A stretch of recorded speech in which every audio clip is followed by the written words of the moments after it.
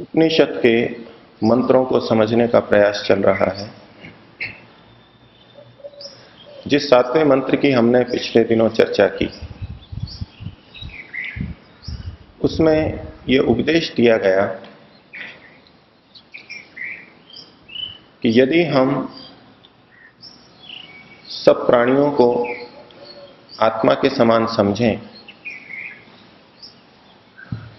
भली प्रकार से जानते हुए सबको आत्मा के समान समझें, तो हमारे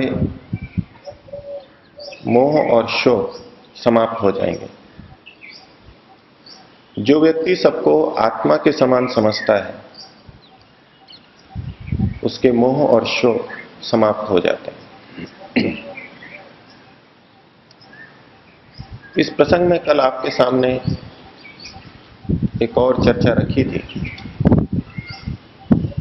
इस मंत्र को अद्वैत की पुष्टि के अंदर बहुधा प्रयोग किया जाता है और अर्थ वो ये करते हैं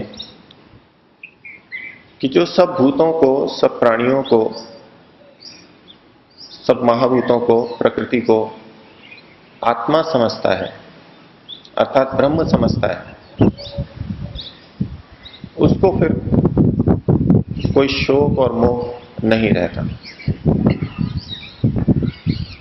तो जैसा कल आपके सामने मैंने निवेदन किया कि अगर केवल शाब्दिक अर्थों को देखें और इस अकेले मंत्र को देखें, तो ये भाव निकलता हुआ दिखाई देगा कि सब ब्रह्म ही है और सब को ब्रह्म ही समझना चाहिए। लेकिन यदि इस उपनिषद के प्रारंभ के मंत्रों से देखना शुरू करें, तो हमको हर जगह अद्वैत से भिन्न द्वैत की और त्रैत की बात स्पष्ट प्रतीत होगी। कल आपके सामने प्रारंभिक 2 मंत्रों का अर्थ रखते हुए मैंने बताया। तीसरे मंत्र को आज हम देखते हैं। असुरिया नाम ते लोका अंधेन तमसावृता। असुरिया नाम के कुछ लोग हैं जो कि अज्ञान रूपी अंधकार से या दुखों से परिपूर्ण है। और वहां कौन जाते हैं? तास्ते प्रेत्याभिगच्छन्ति ये के चात्महनो जना। जो आत्मा का हनन करने वाले लोग हैं, वो मरने के बाद में उन लोगों को प्राप्त होते हैं, वहां जाते हैं। तो सबसे पहले तो हमको उन लोगों की स्थिति स्वीकार करनी होगी, उनका अस्तित्व स्वीकार करना होगा, जहां पर कि ये आत्महन जन जाते हैं या इनको भेजा जाता है। और वो लोग इस प्रकृति से बने हुए होंगे, तो इससे प्रकृति की स्थिति होती है। दूसरा, यहां पर जो आत्महन जन है वो कौन है? वो आत्महन जन परमात्मा ब्रह्म तो हो नहीं सकता। जीव जाति के बहुत सारे तत्व हैं, बहुत सारी वस्तु हैं, बहुत सारे द्रव्य हैं। जीव एक वर्ग है, समुदाय है। कोई एक ही जीवात्मा हो, एक ही जीव हो, ऐसी बात नहीं। और उसकी पुष्टि हमें यहां से मिलती है, ये के च आत्महनो जना। तो प्रकृति की सिद्धि होती है और बहुत सारी आत्माओं की सिद्धि होती है। और आगे देखें, परमात्मा का वर्णन किया गया, अनेज देकम मनसो जबियो। अब यहां परमात्मा के लिए एक शब्द का प्रयोग किया गया। परमात्मा एक है, अनेचत एकम, वो चलता नहीं है, कंपायमान नहीं हो रहा है और एक ही है। लेकिन मनसो जबियो, वो मन से भी तीव्र वेग वाला है। इसका मतलब है मन कोई और चीज है जिसमें कि वेग है, बहुत तीव्र वेग है, और उससे तुलना की जा रही है, उससे उपमा दी जा रही है कि वो परमात्मा जो एक है वो मन से भी अधिक वेग वाला है। द्वैत सिद्ध होगा, परमात्मा अलग है, मन अलग है, और मन प्रकृति से बना हुआ है, वेग वाला है। तुलना कभी एक में नहीं होती, तुलना हमेशा दो में या दो से अधिक में ही होती है। तो इससे पता लगा कि केवल ब्रह्म नहीं है।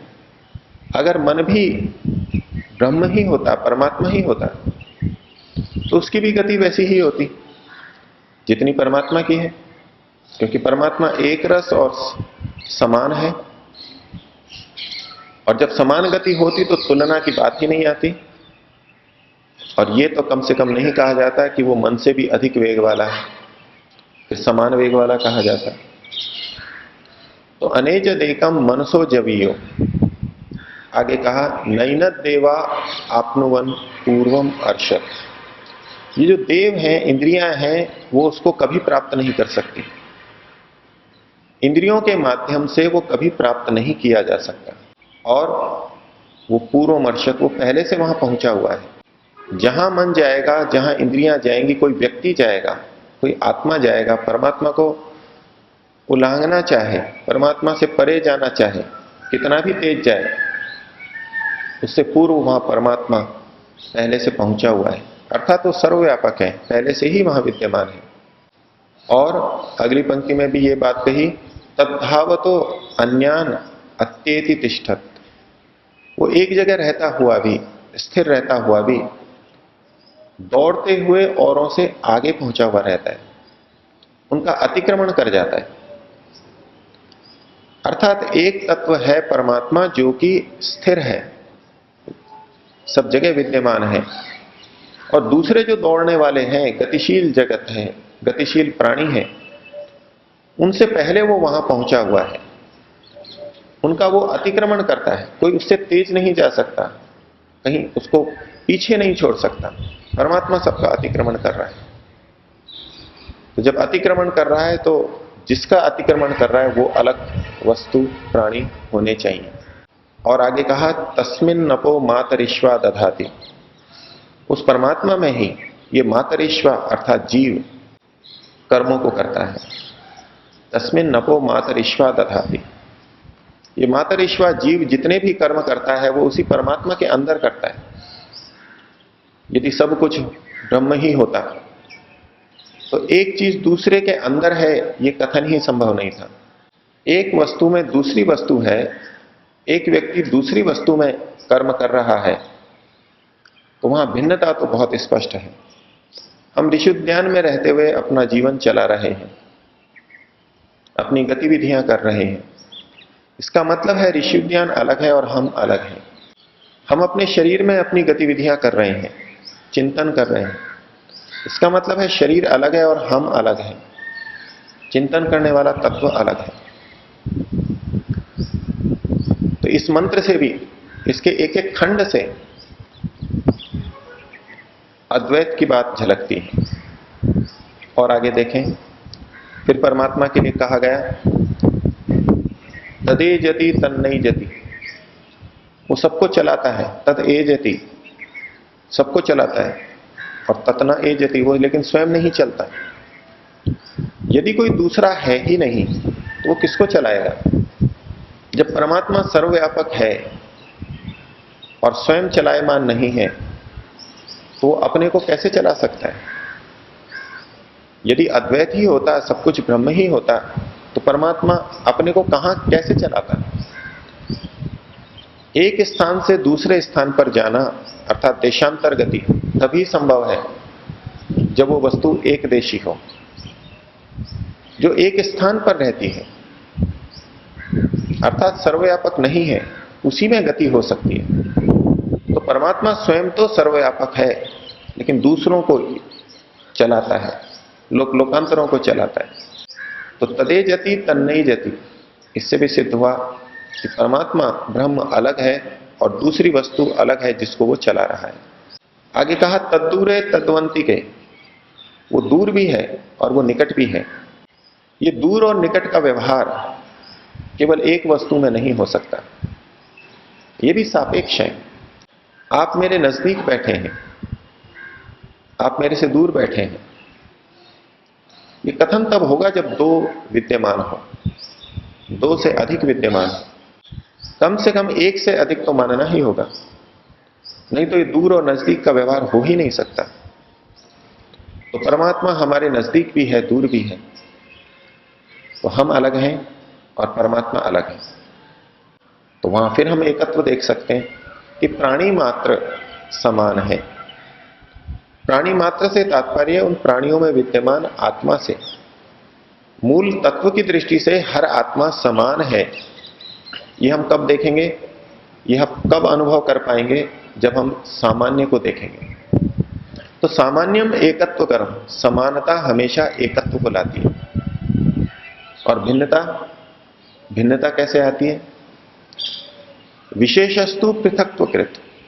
अगर हम विशेषता देखने लग जाएंगे तो पृथक पृथक देखने लगेंगे। हम प्राणी मात्र को आत्मा की दृष्टि से समान देख रहे हैं।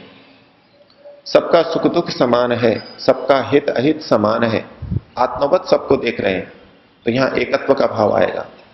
और इसी में यदि हम भिन्नता देखने लगे कि एक आत्मा पौधे के अंदर है, एक मछली में है, एक कुत्ते में है, एक मनुष्य में है, यह अब हम भिन्नता देख रहे हैं, विशेषता देख रहे हैं, तो ये पृथकत्व को कर देगा, भिन्न भिन्न शरीरों को पृथक पृथक कर देगा।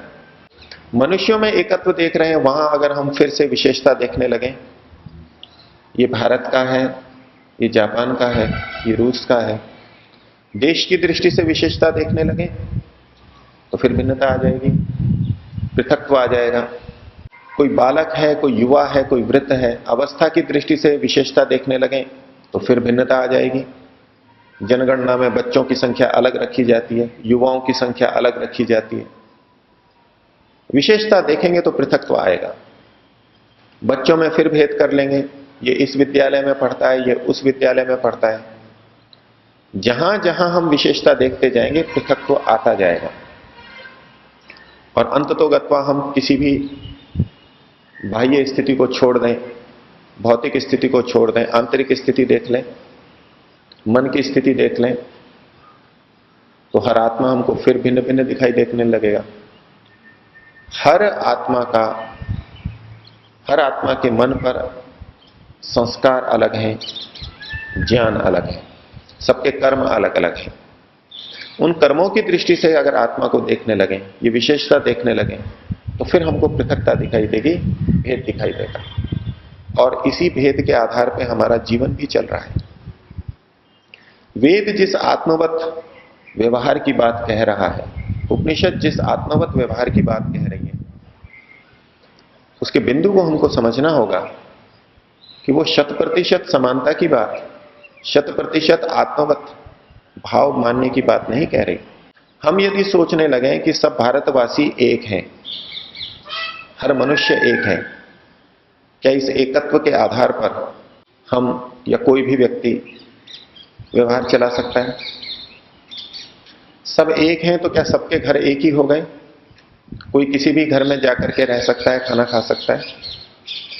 सब एक हैं तो क्या कोई भी किसी के कपड़े पहन सकता है? क्या कोई भी किसी के धन का मालिक बन सकता है?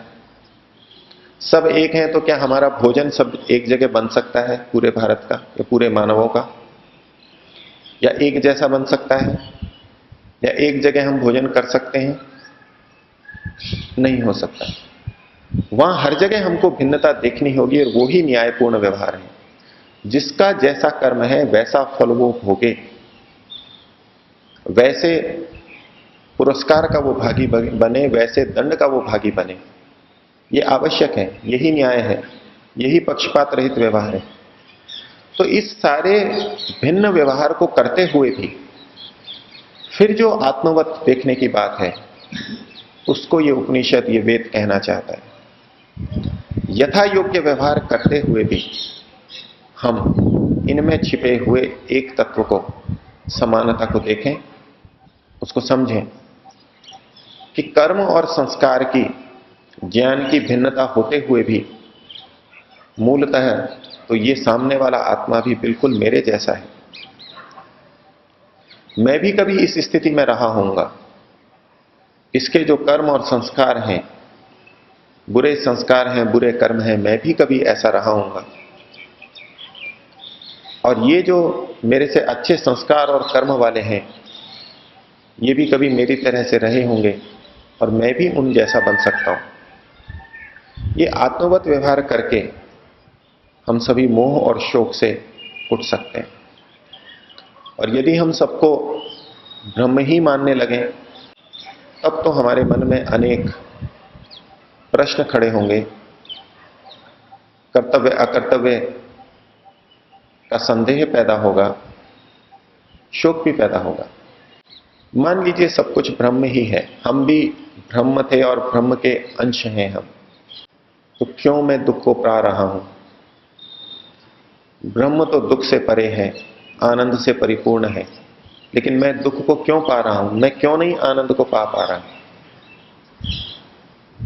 जो ब्रह्म का अंश अभी इस शरीर में नहीं आया, वो भी तो वैसा ही था जैसा मैं है। मैं था या मैं हूं? मेरे में ऐसा क्या हो गया कि मैं इस दुख को पा रहा हूं? और या मैं अज्ञान से ग्रसित हो गया? अज्ञान से ग्रसित हो गया इसलिए दुख को पा रहा हूं, अविद्या से ग्रसित हो गया। लेकिन प्रश्न है, मैं अविद्या से ग्रसित क्यों हो गया? मैं भी तो उसी तरह ब्रह्म का अंश था। ब्रह्म का जो अंश अभी इस शरीर में नहीं आया, उसी जैसा तो मैं भी था। फिर मेरे को ही अविद्या क्यों ग्रसित हो गई? किसी व्यक्ति को ये पता लगे कि मैं राजकुमार हूं, राजा का पुत्र हूं, मैं इस संपत्ति का मालिक हूं, और संपत्ति का मालिक होते हुए भी वो उससे वंचित हो, तो उसको अधिक दुख होगा। और यदि किसी को यह पता है मैं इस संपत्ति का मालिक तो नहीं हूं, लेकिन यदि मैं पुरुषार्थ करूं तो मेरे पास भी यह संपत्ति आ सकती है, उसको शोक नहीं होगा। जब आत्मा आनंद से रहित है तो उसको यह सत्य ज्ञान है कि मैं आनंद स्वभाव वाला नहीं हूं, मेरा अपना गुण नहीं है। मैं यदि साधना करूंगा तो ईश्वर मुझे अपना आनंद प्रदान करेगा।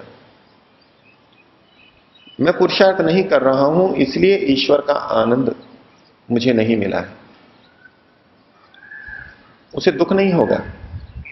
लेकिन यदि उसको यह बोध रहे कि मैं तो स्वयं आनंद से युक्त हूं, फिर भी आनंदित नहीं हूं,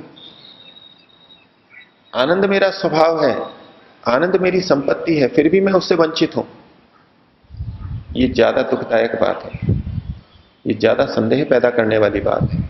ऐसा क्यों हो रहा है? ऐसा अन्याय क्यों हो रहा है? ऐसी अव्यवस्था क्यों है? यदि हम अद्वैत को स्वीकार करते हैं तो शोक और मोह तो हमारे बढ़ेंगे, हमारे प्रश्न इतने रहेंगे और वो अनुत्तरित रहेंगे। लेकिन यदि हम महर्षि दयानंद की दृष्टि से इस आत्म शब्द को देखें, आत्म एव अभूत विजानतः, वहां आत्मवत शब्द, आत्मवत ये अर्थ करें, आत्मा के समान समझता है, परमात्मा के समान समझता है, इसकी जगह हम ये अर्थ करें कि आत्मवत समझता है, सबको आत्मा के समान समझ करके व्यवहार करता है, तो वो व्यक्ति शोक और मोह से रहित हो सकता है।